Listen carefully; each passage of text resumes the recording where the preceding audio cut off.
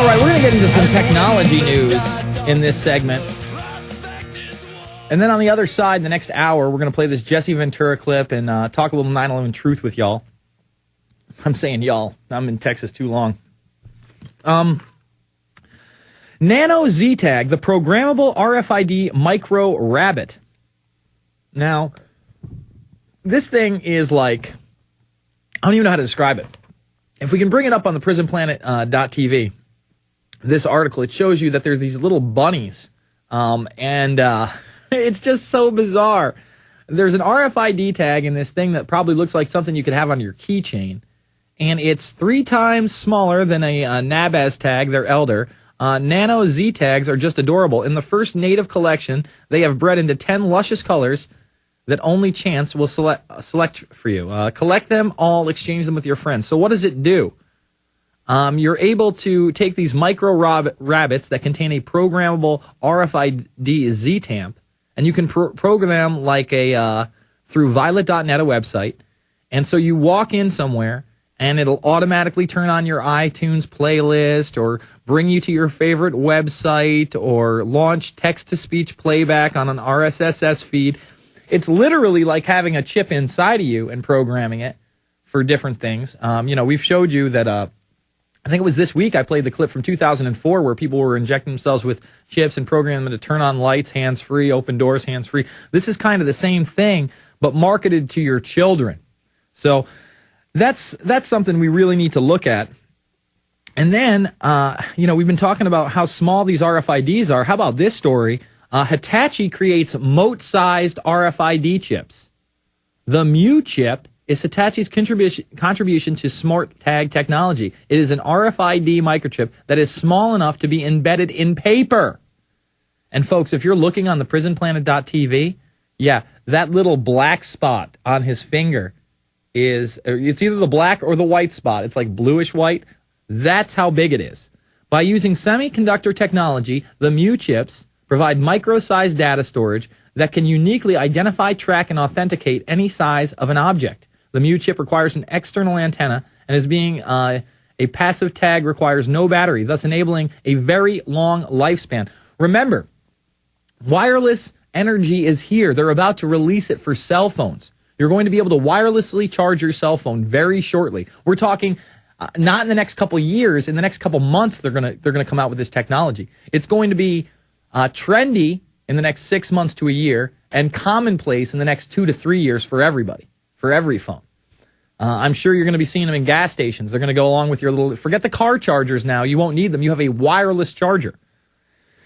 I mean, nanotech is just out of control. So forget about the, 11 millimeter size of a grain of rice Vera chip that they just brought back down to 8 millimeters, shaved 3 millimeters off it. This thing is so small, it fits in paper. All right, we're going to continue to take your calls. Let's go to Brian in New York. You're on the air. Hey, Jason, was that Flogging Molly when you came out of commercial there? I think actually that was Dropkick Murphys. And I do a little Flogging Molly, but I think that's Dropkick Murphys out of which album is it? It's I think it's Sing Loud, Sing Proud, but it might be Blackout. I'm not sure. Okay, well I like it anyway. Hey, just wanted to say greetings from Utica, where we have the finest beer in the world, Utica Club. Oh man, I don't think I've had that since I was like in high school, but the finest beer. The skies were a lovely shade of white with a little bit of blue coming through today. It was great. Oh, yeah? Well, I wonder why that was. Were they actual clouds or were they planes putting up clouds? No, I'm serious. It's constant up here. Really? Yeah, no, it is up there. Every time I'm up there, too, it is that same thing. You wake up early in the morning, you're like, beautiful day outside, and then by mid-afternoon, it's this haze. You're not kidding. No, I'm not. No, believe me, I know. But I was just thinking, and with this, with the vaccinations, the mentality, I mean, they're not releasing a deadly virus. I guess what they're going to do is give you a shot that will get you sick, to create the pandemic, the pandemic. Well, I think that the reason that they're not going with a virus that could go quote unquote viral is because they don't want to infect themselves. They don't want to have they don't want themselves to get sick at all. But if they're able to inject a disease in somebody that's non-transmittable, that works out perfect for them. fake a real disease, then give them a shot that actually gets them sick, and make it mandatory. I mean, these people are disgusting. And you can't, they can put you in jail if they can prevent you. Yeah, you know what? I didn't bring that point up, but that's Executive Order 13375. Yeah, and they actually say that if you don't take the shot, you can do a year in prison, and that's if they don't shoot you, folks, because if they declare level 6, all bets are off. Quarantines, they can do whatever. There's no Constitution and Bill of Rights, totally suspended. But say they do go through the Constitution and Bill of Rights, and they put in Executive Order 13375, you do a year in prison and then a $250,000 fine, because I know you and we have $250,000 just lying around, bro. Not a problem. But they really wouldn't shoot you up inside prison, would they? I mean, you wouldn't have to be forced inoculated in a condition like that. Oh, no, never. Of course not. So it's looking good. It's very...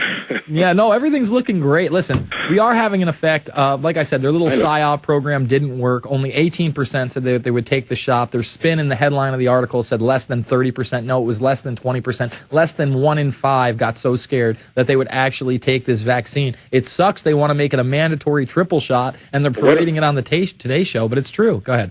Why don't they make it into a bigger, I mean, I could make it into a bigger, scare, I don't want to give anybody ideas of that. I'm sure these people have figured it out. But why? I think they're waiting to really hype it up again until the flu season. You know, they hyped it up pretty badass in the last, 2 weeks ago.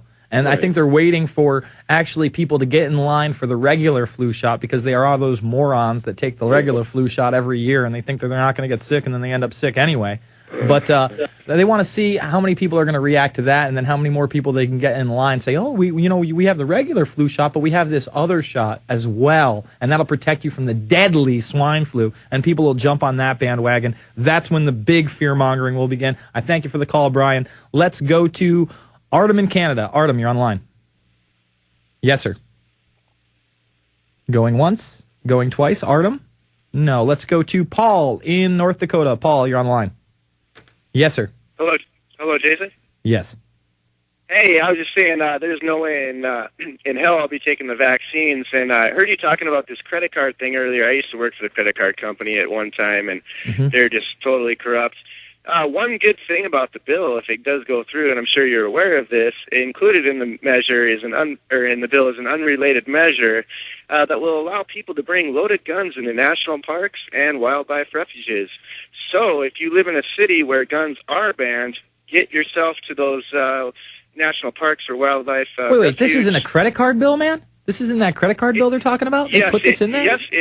Yes, it's in there, and that's why I'm having a hard time believing that Obama will. It's been approved by the House. Obama has to sign it, and I'm not sure when he's going to sign it. President Obama, who plans to sign it on Friday, it says, and this is from. Let's see here. This is from the Associated Press, and I'm just. You were talking about the RFID chips. Another funny thing about I've been looking for work up here in the Midwest. They're advertising, hey, we're creating, you can come work for us and create RFID chips. No way in hell I'm going to be a part of that, Jason. Well, it's the new technology. I went to my 10-year high school anniversary.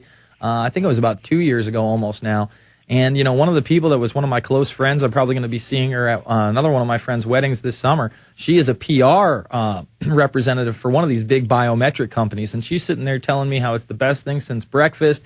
And I'm going through with her, and I'm like, oh, so you're into the face scanning and the thumb scanning and all those? And she's like, yeah, and we've got even cooler stuff than that. And I'm like, oh, that's just great. And she's brainwashed, but she's got a good salary, and and she thinks she's doing good. People who are... Go ahead.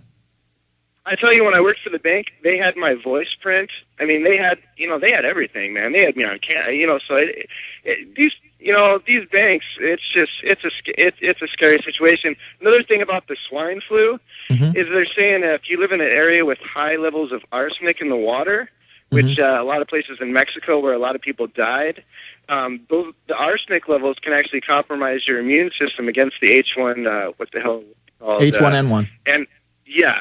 And I was just looking at that earlier, and up in the Midwest, we have really high levels of that. So when they come for the vaccines for me, we actually still have our rights to bear arms up here, which is beautiful. And no, you need to maintain those rights, and if they do declare, pandemic level 6, or say there's a mandatory vaccination or executive order 13375, you may see an armed